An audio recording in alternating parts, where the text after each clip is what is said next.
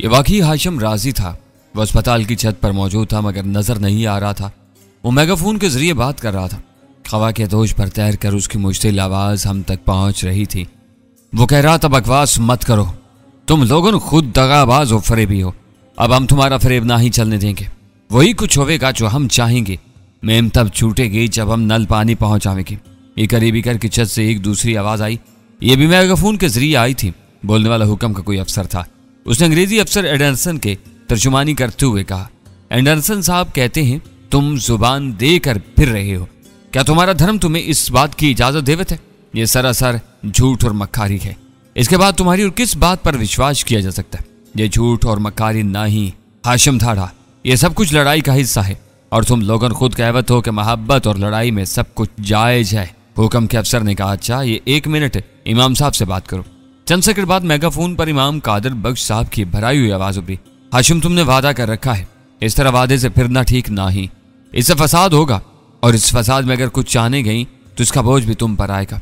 मैंने तुम्हें जमानत दी है और एक बार फिर पूरी जिम्मेदारी के साथ यह जमानत देता हूं कि तुम्हें तुम्हारे साथियों समेत नलपानी जाने की इजाजत दी जाएगी। मैं आपकी इज्जत करता हूं इमाम साहब, लेकिन आप एक सीधे साधे शख्स हो। आपकी दौड़ घर से मस्जिद और मस्जिद से घर तक है। आप इन लोगों के चलित्र ना ही जानते। जब हम इनके निशाने पर आ गए तो ये तोते की तरह आपकी तरफ से आंखें फेर लेंगे, एक ना ही सुनेंगे आपकी। आप इस मुआमले से एक तरफ हो जाएं। मैं किस तरह एक तरफ हो जाऊं? हाशिम, मैं जामिन हूं तुम्हारा। ये मुझे भी तुम्हारा साथी कहने लगे हैं। मुझे और मेरे सारे खानदान को जेल में चढ़ा देंगे। क्या तुम ऐसा चाहते हो? ऐसा कुछ ना ही होगा मौलाना। ये हरामजादे आप पर सिर्फ दबाव डाल रहे हैं और अगर खुदा न खास्ता कोई ऐसी बात हो भी गई तो आपकी तरफ से इस कार्य खैर में हिस्सा डलेगा। यह सच और झूठ की लड़ाई है, लेकिन इस लड़ाई में बेगुनाहों का खून बहेगा। हाशिम, इन बीमार बच्चों और औरतों का क्या कसूर है जिन्हें तुम लोगों ने कैदी बनाया हुआ है? इनका लहू किसकी गर्दन पर होगा? ये खुली जंग है मौलाना, और जंगों में फौजियों के साथ शहरी भी मरते हैं, लेकिन जो बेगुनाह मरेंगे इनको सिला मिलेगा, इनकी बख्शिश होवेगी। उसने चंद लम्हे तवक्कुफ किया, फिर धाड़ती आवाज में बोला, और मैं एक बार फिर सबको वार्निंग दे बतूं, अगर कल सवेरे हमें यहां से निकलने की इजाजत न दी गई तो हम नापाक लोगन की लाशों को भी चैन में फेंकना शुरू कर देंगे और सबसे पहले मरेगा ये बुड्ढा लीवान। बुड्ढा लीवान?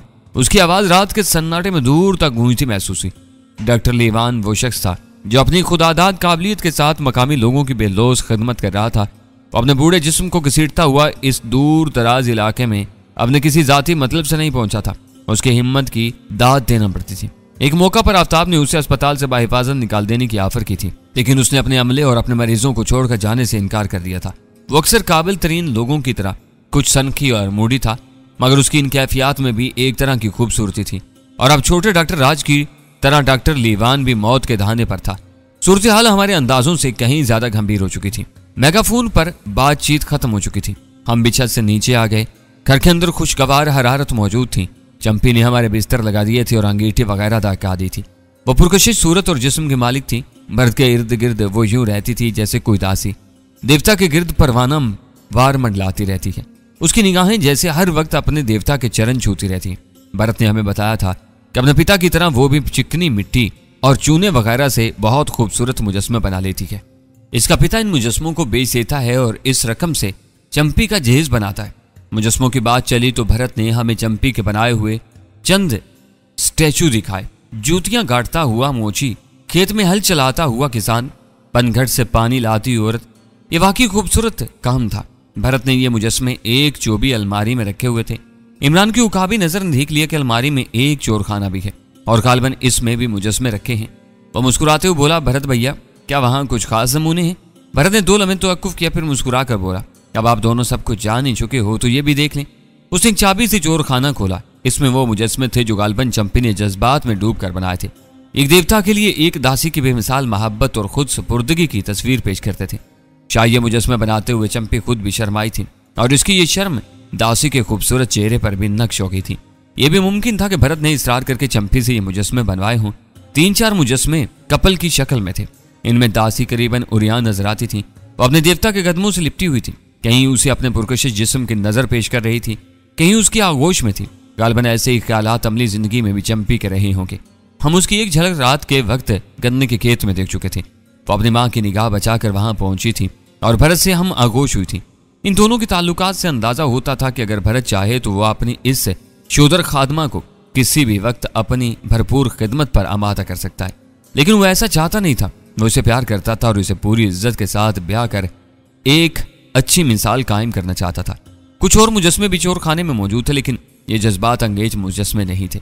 ये तो सीधे साधे देवी देवताओं के स्टैचू थे, दुर्गा देवी, लक्ष्मी देवी, कृष्ण, लक्ष्मण, हनुमान वगैरह। मैंने कहा, इन बेजरर मुजस्मों को क्यों छुपा कर रखा हुआ? भरत बोला, इसलिए कि ये चंपी ने बनाए हैं।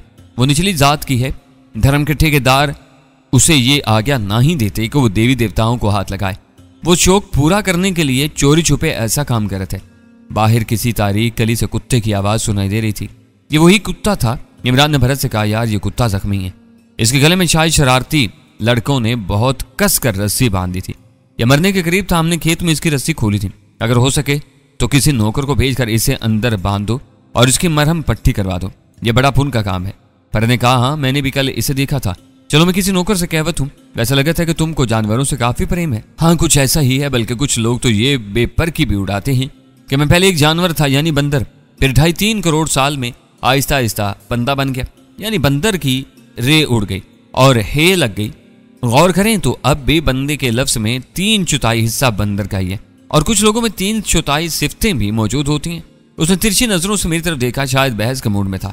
बहरहाल मैंने उसे नजरअंदाज किया। भरत मुस्कुराया, तुम्हारी बातें दिलचस्प होती हैं श्याम भाई। भरत के बाहर जाने के बाद मैं और इमरान एकदम संजीदा हो गए। जो कुछ अस्पताल में हो रहा था बहुत तकलीफ से था। सब कुछ उलट पलट हो गया था। अभी कुछ देर पहले तक सुल्ताना मुतमईन और पुरसकून नजर आ रही थी।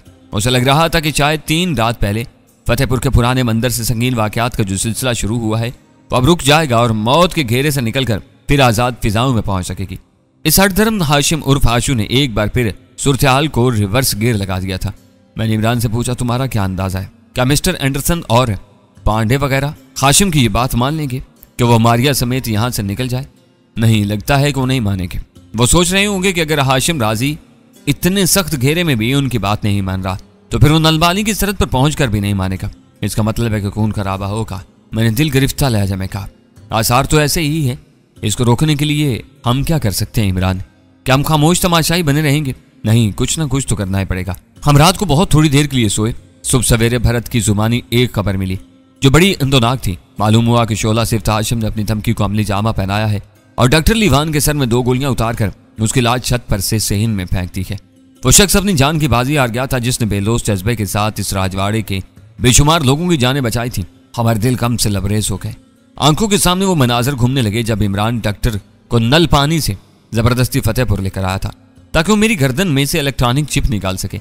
शुरू में डॉक्टर बेहद सीख पा रहा और उसे कमरे से चीजें उठा उठाकर इमरान को मारना शुरू कर दी थी, लेकिन जब इमरान ने बड़े स्टाइल से हाथ जोड़कर उससे माफी मांग ली थी तो वो एकदम ठंडा पड़ गया था और फिर उसने अपनी तमाम तवज्जो और महारत मेरी गर्दन के ऑपरेशन पर सर्व कर दी थी। हम कितनी देर खामोश और आजुर्दा बैठे रहे। ये कैफियत उस बूढ़े नातवां शख्स के लिए थी जिसने दिलेरी से मौत को गले लगाया था। डूबते हुए जहाज के कप्तान की तरह उसने शदीद खतरे के वक्त अपना अस्पताल और अपने मरीज छोड़ने से इनकार कर दिया था और मौत की गहराइयों में उतर गया था। भरत के मुताबिक वो पूरे 2 दिन से भूखा प्यासा अपने मरीजों की देखभाल में मसरूफ था। इसी दौरान में उसने फोजिया नामी एक कमसिन बच्ची के गले का ऑपरेशन अपने हाथों से किया था। अब वो हम में नहीं था। उसकी लाश गांव के मुखिया बलराम की हवेली में पड़ी थी और सैकड़ों लोग उसकी मौत पर आंसू बहा रहे थे। भरत ने हमें छोटे डॉक्टर की मौत के बारे में भी तफसील बताई। छोटे डॉक्टर राज सेना को कल रात मारा गया था। भरत ने बताया कि बहुत सी बातें खुल गई हैं। मैम मारिया यहाँ डॉक्टर लीवान पर डोरे डालने आई थी। वो इसे कोई खास काम लेना चाहती थी, लेकिन लीवान की तरफ से नाकाम होकर उसने छोटे डॉक्टर राज को इस काम के लिए चुना। मैंने पूछा, तुम किस खास काम की बात कर रहे हो? भरत गहरी सांस लेकर बोला, ठीक से तो पता ना ही जी, लेकिन जो लोग अंदर की बात जानते हैं वो कहवत है कि डॉक्टर लीवान को सुल्ताना के पति के ठिकाने के बारे में पता था और शायद छोटा डॉक्टर राज भी जानता था। मैम मारिया भी उसका ठिकाना ही जानना चाहती थी। सांबर मुकाबले में अपने सुतेले भाई जॉर्ज की मौत के बाद से वो दीवानों की तरह सुल्ताना के पति को ढूंढ रही थी। यहाँ आकर मारिया को जल्द ही पता चल गया होगा कि डॉक्टर लीवान और तर्ज का बंदा है और उसके ढब पर ना ही आवेगा। उसने नौजवान डॉक्टर राज पर अपने हुस्न का जाल फेंका और किसी हद तक उसे घेरने में कामयाब हो गई। अस्पताल के एक मुलाजिम ने जानकारी दी है कि ये मैम साहब 1.5-2 घंटे तक छोटे डॉक्टर राज के कमरे में रही थी और दरवाजा अंदर से बंद था, मगर फिर और ही चक्कर चल गया। ये सब कुछ हो गया जो आपके और मेरे सामने है। छापा मारू ने अस्पताल को यरगमाल बना लिया। छोटे डॉक्टर की मौत शायद इसी कारण हुई को मैं मारिया के हुस्न का शिकार हो गया था। क्या मतलब? इमरान ने पूछा। छोटे डॉक्टर ने मारिया की मदद करने के लिए अहमकाना बहादुरी दिखाई और रात पठान छापा मार से राइफल छीनने की नाकाम कोशिश की। सबको विश्वास है कि उसी नाकाम कोशिश की वजह से कल उसे गोली मारने के लिए चुना गया था। भरत की बात खत्म हुई तो इमरान ने कुर्ते की जेब से एक छोटा सा रुक्का निकालकर भरत को दिया। पर जी एक बहुत जरूरी काम करो, किसी तरह ये पैगाम अंग्रेज अफसर मिस्टर एंडरसन तक पहुंचा दो। Mister Anderson? क्या वो तुमको जानत है? भरत ने पूछा। नहीं, लेकिन इस रुक्के को वो जरूर अहमियत देगा, इमरान ने कहा। इसमें क्या है? मैंने हैरत से पूछा। भरत भी कुछ ठिठका हुआ नजर आ रहा था। इमरान भरत को एक तरफ ले गया, धीमी आवाज में उसे कुछ समझाया। भरत की तशवीश कदरे कम होगी। कुछ देर बाद वो इस बात में सर हिलाता हुआ बाहर चला गया। ये सब क्या है इमरान? तुम क्या कर रहे हो? कुछ भी नहीं। उसने इत्मीनान से कंधे उचकाए। रुक्के में क्या लिखा है तुमने? कुछ खास नहीं, मैंने उसे लिखा है कि वो अपनी बड़ी बेटी की शादी मेरे साथ कर दे। मैं उसका दामाद बन जाऊंगा तो सारे मसले हल हो जाएंगे। यहाँ के हिंदुओं से तो पहले ही गोरों की बनती है, ज्यादा दुश्मनी मुसलमानों ही से। इस रिश्तेदारी से भाईचारे की फिजा कायम हो जाएगी और मेरी ये दरीना तमन्ना भी पूरी हो जाएगी कि किसी कोरी चमड़ी वाली हसीना को, समझ गए हो ना तुम? उसने एक आंख मीची। मैंने कहा इमरान, किसी वक्त मुझे लगता है कि तुम मस्खरे होने के साथ साथ बहुत बेहिस भी हो। अस्पताल में लाशें गिर रही हैं और तुम ऊट पटांग बोल रहे हो। तुम भी तो सवाल पर सवाल करते हो, कभी अपना दिमाग भी इस्तेमाल किया करो। बल्कि मेरे ख्याल में तो ये बात तुम्हारे दिमाग शरीफ में भी आनी चाहिए थी कि एंडरसन से राब्ता किया जाए। मेरी समझ में कुछ नहीं आ रहा था इमरान, कहीं हम किसी मुसीबत को दावत न दिलें। क्या तुमने एंडरसन को यहाँ अपनी मौजूदगी के बारे में बताया? वो कुछ देर खामोशी से मेरी तरफ देखता रहा, फिर सिगरेट का कश लेकर बोला। मैंने वाज़ेह तौर पर कुछ नहीं बताया, लेकिन मेरा ख्याल है कि अगर मैं बता भी देता तो कोई ज्यादा खतरे वाली बात नहीं थी। तुम एक बात समझने की कोशिश करो, उसने मेरे कंधे पर हाथ रखते हुए कहा। हुक्म और उसके अंग्रेज दोस्तों में बड़ा भाईचारा है, लेकिन फिलवक्त दोनों की सोच एक दूसरे से बहुत मुख्तलिफ है। हिंदू अफसर और सिपाही हर सूरत धर्म दुश्मन सुल्ताना को पकड़ना या कत्ल करना चाहते हैं। दूसरी तरफ अंग्रेजों और अंग्रेज अफसरों के नजदीक सबसे अहम बात मारिया की जिंदगी बचाना है। और मैंने एंडरसन को ये रुक्का लिखा है, वो इसी हवाले से है और उसकी तहरीर एंडरसन के दिल को जरूर लगेगी। क्या कहा है तुमने? फिलहाल बस इतना बताया है कि वो किसी भी हिंदू फौजी अफसर या सिपाही को बताए बगैर मुझसे मुलाकात करे। मेरे पास उसके लिए एक बहुत अहम इतला है और इस इतला का ताल्लुक सुल्ताना के पति ताबिश और उसके साथी इमरान से है। ओ गार्ड, ये क्या कर रहे हो तुम? ये तो बड़ा रिस्क वाला काम कर दिया तुमने। रिस्क वाला काम ही तो हम करते हैं।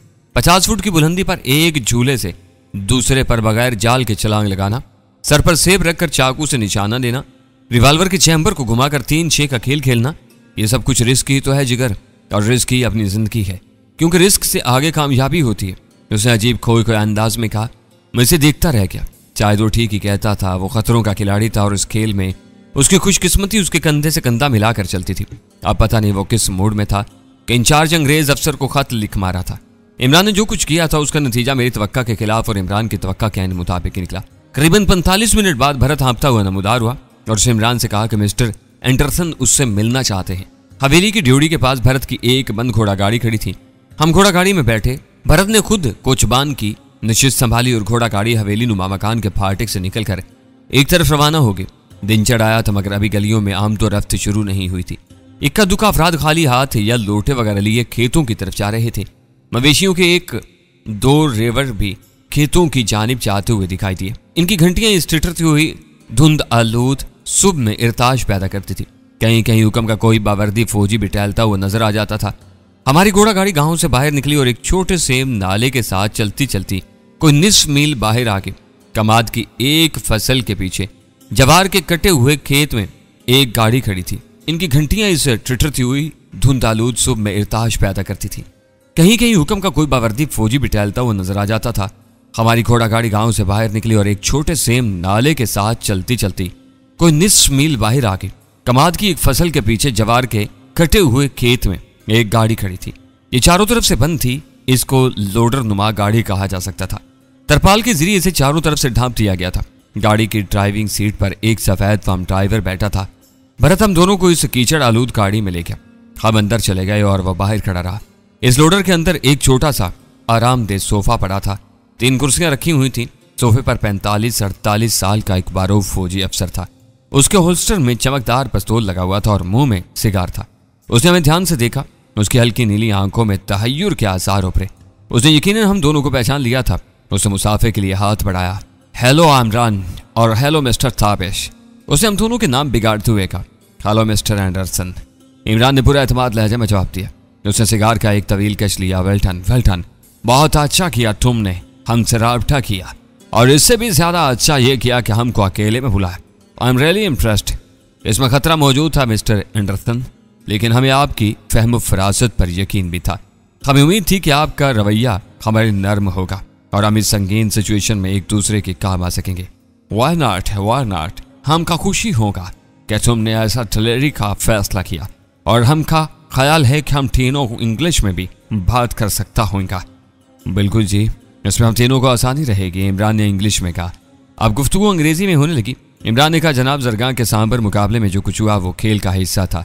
इस खूनी खेल में किसी एक को तो हारना था, फिर भी इन वाकयात का रंज है। छोड़ो, इन बातों को आप छोड़ दो, वो सब माजी का हिस्सा है। एंडरसन ने तेज से कहा, अब हमें मौजूदा सूरत हाल को देखना है और ये देखना है कि हम इसमें से कैसे बाहिफाजत निकल सकते हैं। इमरान ने कहा, आपने हिंदुओं का रवैया तो मुलाहिजा फरमा लिया होगा।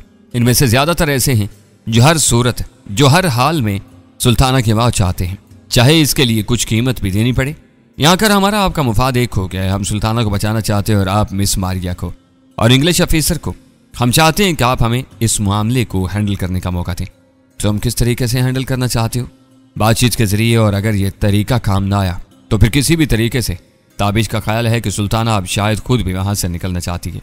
अगर उसे किसी तरह पता चल जाए कि ताबिश यहाँ मौजूद है और इस मामले के हल की कोशिश कर रहा है, तो हो सकता है कि वो अंदर से कोई ऐसी कोशिश करे जिससे बाजी हमारे हक में पलट जाए। तुम अंदर के लोगों से किस तरह राब्ता करोगे? एंडरसन ने अपने बारोब आवाज में दरियाफ्त किया। आप हमें अस्पताल के आसपास की किसी करीबी छत तक रसाई दिला दें, बाकी हम खुद संभाल लेंगे।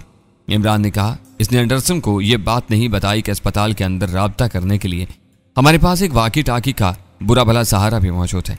हमारे और मिस्टर एंडरसन के दरमियान ये गुफ्तगू करीबन 1 घंटा जारी रही। इस दौरान में भरत और अंग्रेज ड्राइवर बाहर धूप में बैठे रहे। अगर कोई इस तरफ आ भी जाता तो शायद यही समझता कि कोई साहब बहादुर रफ़ाए हाजत फरमाने के लिए इस तरफ आया हुआ है। मिस्टर एंडरसन ये यकीन दहानी चाहता था कि हम जो कुछ भी करेंगे इसमें मारिया की जिंदगी के लिए किसी तरह का खतरा मौजूद नहीं होगा। इमरान ने अपनी बेमिसाल मुदल्लल गुफ्तगू के जरिए एंडरसन का ये अंदेशा काफी हद तक कम कर दिया। दूसरी तरफ हमें इस यकीन दहानी की जरूरत थी कि मिस्टर एंडरसन या इसके 2-4 करीबी अंग्रेज साथियों के सिवा किसी को हमारी यहाँ मौजूदगी का इल्म नहीं होगा। एंडरसन ने हमें यकीन दहानी करवा दी। उसके साथ ही यह भी किया कि अगर ये मामला खैरियत के साथ तय हो जाता है और मारिया बाहर आ जाती है तो हमारी और सुल्ताना की नल पानी वापसी में किसी तरह की रुकावट नहीं डालेगा, बल्कि किसी और को भी नहीं डालने देगा। दरअसल सुल्ताना को मौत के घाट उतारने का असल खबत तो कट्टर हिंदुओं पर ही सवार था। गुफ्तगू के अंजाम तक एंडरसन अच्छे मूड में आ चुका था। उसने मुझे और इमरान को सिगार पेश किए। इमरान ने शुक्रिया के साथ सिगार कबूल कर ली। एंडरसन पाटदार आवाज में बोला, हमारे दौर में बरसगीर के अंदर जो कुछ भी हुआ, लेकिन यह हकीकत है कि हमने वादा खिलाफियां नहीं की। हमने किसी को दोस्त बनाया तो उसका साथ निभाया, किसी को जान की अमान दी तो उसकी हिफाजत की। इसकी एक मिसाल आखिरी ताजदार बहादुर शाह जफर भी है। तारीख गवाह है कि इससे गलतियां भी हुई। वो अपने जर्नैल बख्त के बुलंदोबांग दावों से मुतासर हो गया और उसके साथ मिलकर ब्रिटिश फौज को दिल्ली से दूर रखने के बारे में सोचने लगा। लेकिन हमने चूंकि उसकी बीवी ज़ेनाट महल और बच्चे को जान की अमानत दी हुई थी, इसीलिए सख्त मुश्किलों के बावजूद उनकी हिफाजत की और उन्हें हिंदुस्तान के भड़के शोलों से निकालकर रंगून पहुंचाया। और ब्रादर्स, यह तो बस एक मिसाल है। हम जानते हैं आप ऐसी बहुत सी मिसालें दे सकते हैं। इमरान ने न्याजमंदाना अंदाज से कहा, आप पर हमारा यह भरोसा ही है जिसने हमें अपने जान खतरे में डालने और आपसे राब्ता करने पर आमादा किया। एंडरसन ने इमरान को गहरी नजर से देखा, जैसे ये जानने की कोशिश कर रहा हो कि उसके लहजे की तय में कोई तंज वगैरह तो नहीं, लेकिन वो इमरान ही क्या था जिसके अंदर झांका जा सकता। हमारे और एंडरसन के दरमियान कई तफसीलात तय हुई। आखिर ये मुलाकात खत्म हो गई। मैंने इस गुफ्तगू में बहुत थोड़ा हिस्सा लिया था। एंडरसन हम दोनों से थोड़ा थोड़ा मुतासर हुआ था। इमरान की गुफ्तगू और हाजिर जवाबी ने उसे मुतासर किया था, जबकि मेरे क्रेडिट में मेरी जिस्मानी फिटनेस थी और वो तारीखी मुकाबला था जिसने जॉर्ज जैसे फाइटर को खाक चटवाई थी।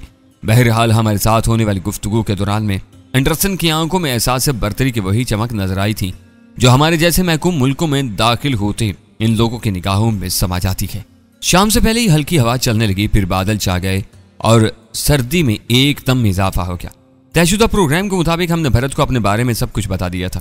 ये जानकर उसकी आंखें खुली रह गई थी कि मैं ही वो शख्स हूं जो सुल्ताना का शौहर कहलाता हूं और मैंने ही जरगां के मुकाबले में राजवाड़े के शक्ति देवता को खाक और खून में लुटाया था। उसे अपनी समाज पर भरोसा नहीं हो रहा था। इस आगाही के बाद वो हम दोनों से और खसूसन मुझसे बहुत मरऊब नजर आने लगा था। वो सीधा सच्चा शख्स था उसने मुझसे मुखातिब होकर मुआजरत के अंदाज में कहा, अगर मैंने बेखबरी में कोई उल्टी सीधी बात कह दी हो तो मुझे क्षमा कीजिएगा। मुझे हरगिज मालूम नहीं था कि इतना बड़ा शख्स हमारे घर में मौजूद है, हमारा मेहमान ठहरा हुआ है। राजवाड़े के हजारों लोगन होंगे जो आपकी सिर्फ एक झलक देखना चाहते होंगे।